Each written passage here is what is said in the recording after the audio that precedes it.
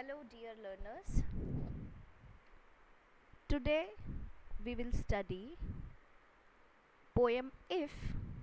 composed by the India-born British Nobel laureate poet Rudyard Kipling. My name is Dr. Vinita Kumawat. I am lecturer in English at Government Polytechnic College, Dausa. The poem If by Rudyard Kipling is a poem of ultimate inspiration that tells us how to deal with different situations in life.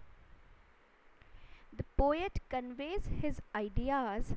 about how to win this life and, after all,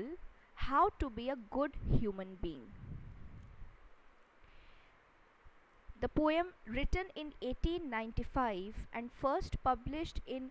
Rewards and Fairies 1910, is a 32 lines long poem with 4 stanzas of 8 lines each. It is a tribute to Leander Starr Jameson. Kipling is said to have written the poem If with Dr. Leander Starr Jameson in mind, who led about 500 of his countrymen in a failed raid against the Boers in southern Africa. The Jameson raid was later considered a major factor in starting the Boer War. The poem is written in the form of a paternal advice to the poet's son John. It is a didactic or an inspirational poem that provides advice on how one should live one's life. The poem takes the reader through various ways in which the reader can rise above adversity that will almost certainly be thrown one's way at some point in one's life. Throughout the poem, the speaker gives the reader multiple scenarios, both positive and negative. For the theme, the poem basically tells us the conditions that we should meet to succeed in life and make this life a happy, a beautiful one. All the lines of the poem begin with if, and the main clause, the couplet at the end, concluding the entire theme, comes at the end, and the poem ends with a full stop. This structure of the poem was important to achieve the conditional goal. The poet speaks of the achievement at the end after discussing all the requirements to reach at that achievement. This structure actually is symbolic and suggests that one can get the rewards only after one has fulfilled the preconditions.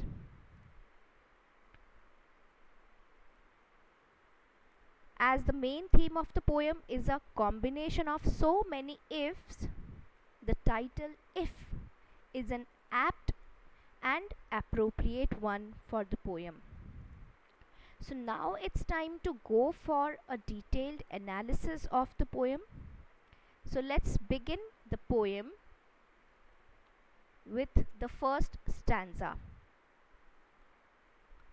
If you can keep your head when all about you are losing theirs and blaming it on you. The poet says that to be a good human being and to succeed in life, we should keep calm when other people around us are losing their cool. We should not lose our temperament even if others are blaming us for their fault. Because losing the temper does not solve a problem, rather intensifies it. If we keep the head cool and think wisely, We can face any tough situation and definitely some solution comes out of that tough situation. तो अगर ऐसा हो जब आपके आसपास वाले लोग अपना काम, अपनी शांति, अपना पेशेंस खो रहे हों और अपनी गलती के लिए भी आपको ब्लेम कर रहे हों, अगर ऐसे समय में भी if you can keep your head, अगर ऐसे समय में भी तुम अपना काम, अपनी पीस, अपनी शांति, अपना कूल बनाए रखते हो, if you can trust your self when all men doubt you, जब सब तुम्हें डाउट कर रहे हो, सबको तुम पर कोई शक हो, लेकिन तुम्हें खुद पर ट्रस्ट हो, खुद पर विश्वास हो, खुद पर फेथ हो, but make allowance for their doubting too, लेकिन तुम जो उन्हें शक है उस शक को भी कंसिडर करो, उसको भी थोड़ा ध्यान दो, और उस डाउटिंग से डीमोरलाइज ना हो, डिसहार्टन ना हो, डिसअपॉइंट ना हो, तो तुम ये जान सकते हो कि कहीं तुम गलत तो नहीं हो. If you can wait and not be tired by waiting, अगर तुम में पेशेंस है, तुम इंतज़ार कर सकते हो और इंतज़ार से थकते नहीं हो, टायर्ड नहीं होते हो, यानी अपना पेशेंस नहीं खोते हो, और being lied about, don't deal in lies, और अगर तुम्हारे बारे में झूठ कहा जाता है, तुम्हारे बारे में झूठ फैलाया जाता है और तुम खुद फिर भी झूठ नहीं बोलते हो,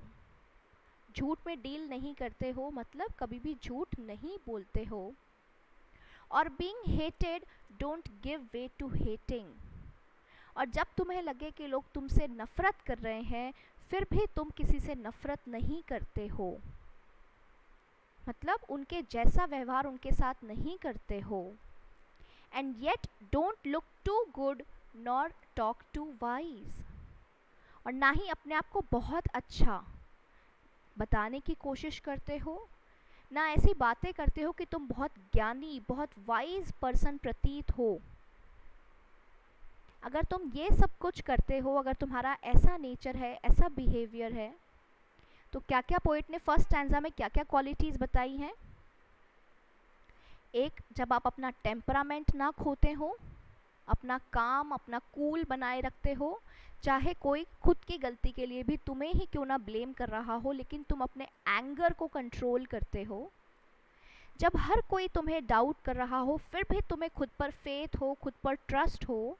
और तुम उनके जो उन्हें शक है, जो उनकी शंका है, जो उनके डाउट्स हैं, उनको भी कंसिडर करते हो कि उन्हें ऐसे डाउट्स क्यों हैं, और उन पर भी विचार करते हो.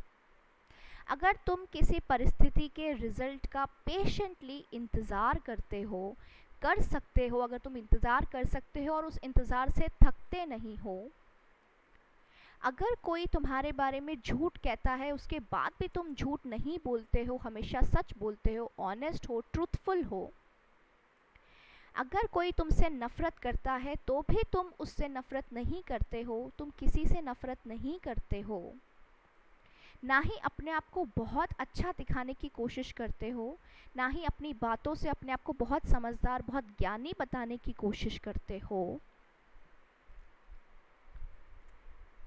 If you can dream and not make dreams your master, अगर तुम सपने देखते हो, क्योंकि सपने पूरे करने के लिए सपने देखना ज़रूरी है, तो अगर तुम सपने देखते हो लेकिन फिर भी उन सपनों को खुद पर हावी नहीं होने देते हो, उन सपनों को खुद का मास्टर नहीं बनने देते हो, मतलब ऐसा ना हो कि ड्रीम्स वो ड्राइवर सीट पर बैठ जाएं और अपने हिसाब से तुम्हें चलाए. नहीं, तुम अगर रियलिटी से जुड़े हुए हो,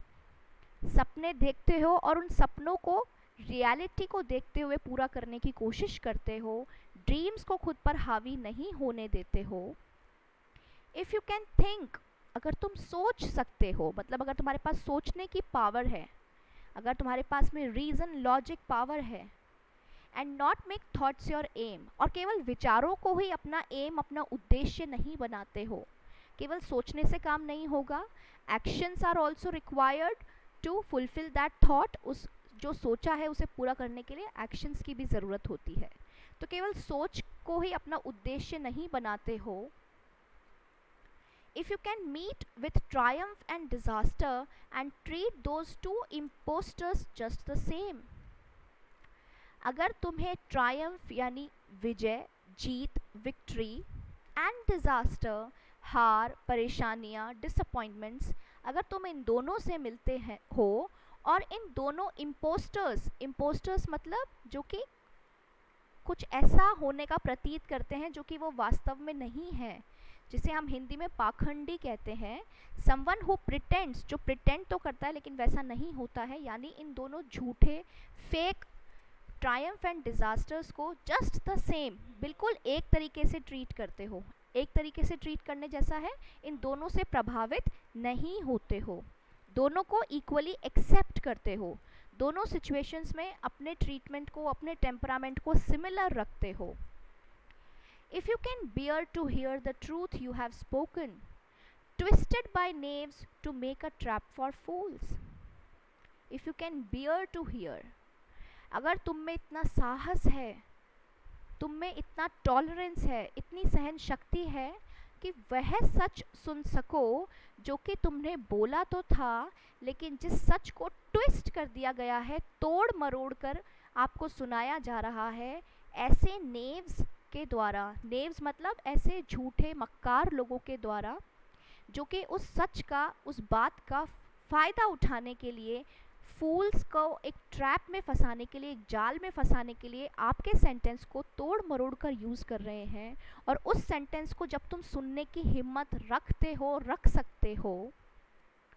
और watch the things you gave your life to, और ऐसी वस्तुएं, ऐसी चीज़ें जिन्हें करने में तुमने अपना पूरा जीवन दे दिया हो, पूरा लाइफ, पूरे एफर्ट्स दे दिए हो,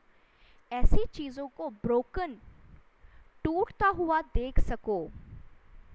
एंड स्टूप, और झुको,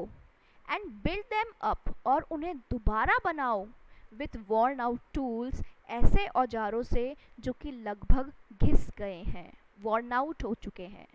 तो ऐसे काम, ऐसी वस्तुएं जिन्हें बनाने में तुमने अपना पूरा जीवन दिया हो, और उन वस्तुओं को टूटी हुई स्थिति में अगर तुम देख सकते हो और झुककर उन्हें दोबारा उन घिसे हुए टूल्स से बनाने की हिम्मत कर सकते हो, if you can make one heap of all your winnings, अगर तुम जो भी तुमने आजकल विनिंग, जो भी जीता है, जो भी पाया है, जो भी तुम्हारे अचीवमेंट्स हैं, अगर उन सब का एक हीप, एक ढेर बना सकते हो, and risk it on one turn off pitch and toss, और एक पिच एंड टॉस पर तुम उसे दाव पर लगा सकते हो, और तुम्हें केवल एक टर्न, एक मौका दिया जाएगा, उस एक मौके पर तुम अपनी ज़िंदगी की सारी कमाई अगर दाव पर लगा सकते हो, एंड लूज़, और हार जाने पर, and start again at your beginnings, और हार जाने पर फिर से वापस शुरुआत कर सकते हो, and never breathe a word about your loss, और कभी भी उस लॉस पर कभी भी आहें नहीं भरते हो, कभी भी दुख या शोक प्रकट नहीं करते हो। If you can force your heart and nerve and sinew to serve your turn long after they are gone, अगर तुम अपने दिल, दिमाग, हर एक नर्व, हर एक सिन्यू, हर एक लिगामेंट, बॉडी के हर एक पार्ट को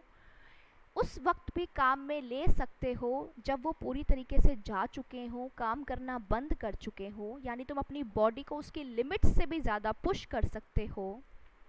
and so hold on when there is nothing in you except the will which says to them hold on, और जब तुम्हारे पास कुछ भी ना हो, नथिंग इन यू, जब तुम में कुछ भी ना बचा हो, ना पावर, ना एनर्जी, कुछ भी ना बचा हो, एक विल के सिवाय, एक डिटर्मिनेशन के सिवाय, तुम्हारे अंदर एक स्ट्रांग डिटर्मिनेशन हो, विल पावर हो, जो कि तुम्हें क्या कह रही है, होल्ड ऑन। होल्ड ऑन मतलब डटे रहो, अभी गिव अप मत करो। जब तुम्हारी बॉडी, तुम्हारे हार्ट, तुम्हारे नर्व, तुम्हारे सिन्यूज सब ने काम करना छोड़ दिया है, गिव अप कर दिया है, उसके बावजूद जब तुम्हारी विल पावर तुम्हें ये कह रही है होल्ड ऑन, और उस ड्यूरेशन में अगर तुम होल्ड करते हो, डटे रहते हो, जमे रहते हो, if you can talk with crowds and keep your virtue, जब तुम भीड़ से बातें करते हो और उस भीड़ में भी अपना अस्तित्व बनाए रखते हो, कीप योर वर्च्यू, अपनी गुड थिंग्स, अपनी गुड वैल्यूज़ को बनाए रखते हो, भीड़ से अफेक्ट नहीं होते हो, प्रभावित नहीं होते हो, और फिर भी भीड़ से बात करते हो, और walk with Kings nor lose the common touch, और बड़े राजाओं के साथ घूमकर भी जो आम लोग हैं, जो कॉमन टच है, जो कॉमन फॉक्स हैं, आम जनता है, उनके साथ संपर्क में रहते हो, उनसे संपर्क नहीं तोड़ते हो। If neither foes nor loving friends can hurt you,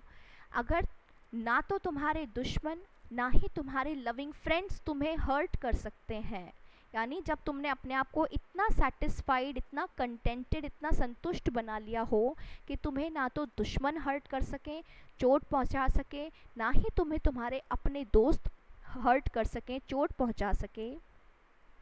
if all man count with you but none too much, अगर हर व्यक्ति तुमसे संपर्क में रहता है, तुम पर विश्वास करता है, बट नन टू मच, लेकिन कोई भी व्यक्ति तुम पर ज़्यादा हावी ना हो, तुमसे ज़्यादा अटैच ना हो, क्योंकि अटैचमेंट क्या करता है, अटैचमेंट एक्सपेक्टेशंस को जन्म देता है, और जब वो एक्सपेक्टेशंस पूरी नहीं होती है तो आदमी को डिसअपॉइंटमेंट होता है। तो जब तुम, हर व्यक्ति तुम्हारे साथ रहना चाहता है, तुम्हारे ऊपर ट्रस्ट करता है, लेकिन फिर भी तुम किसी को अपने ऊपर ज़्यादा हावी नहीं होने देते हो। If you can fill the unforgiving minute with 60 seconds worth of distance run, अगर तुम the unforgiving minute, वक्त कैसा होता है, अनफॉरगिविंग, जो किसी को माफ़ नहीं करता, अगर आप वक्त बर्बाद कर रहे हैं तो एक दिन वक्त आपको बर्बाद कर देगा। ये सेइंग बिल्कुल सच है, तो इसीलिए पोएट कह रहा है अगर तुम वो एक मिनट जिसमें 60 सेकंड्स होते हैं, उन 60 सेकंड्स को फिल कर सकते हो, उन 60 सेकंड्स को अपनी मेहनत से भर सकते हो, उन 60 सेकंड्स को पूरा काम में ले सकते हो, योर्स इज़ द अर्थ, तब ये अर्थ तुम्हारी है, and everything that is in it, और जो भी इस पृथ्वी में है, जो भी इस पूरे संसार में है, वो सब तुम्हारा है। एंड विच इज़ मोर, और इससे भी ज़्यादा, you will be a man my son, तुम एक ह्यूमन बीइंग, एक मैन बनोगे माई सन। तो पोएट ने कुछ कंडीशंस ले आउट करी हैं कि अगर तुम इन कंडीशंस को फुलफ़िल करते हो तो तुम कुछ भी जीत सकते हो, लाइफ में एक विनर बन सकते हो, और ना केवल एक विनर बनोगे बल्कि तुम एक बहुत अच्छे ह्यूमन बीइंग भी बनोगे। Finally comes the achievement that we can get if we fulfill all the conditions mentioned so far by Kipling. One can win this earth and everything in it. One can go to the top of the world and rule over everything. And what is more, one would be a complete and perfect human being. You should not forget that Kipling wrote this poem for his son, as it is addressed in the very last line when he says, "My son." The poet wanted to show his son the right way to be a future leader.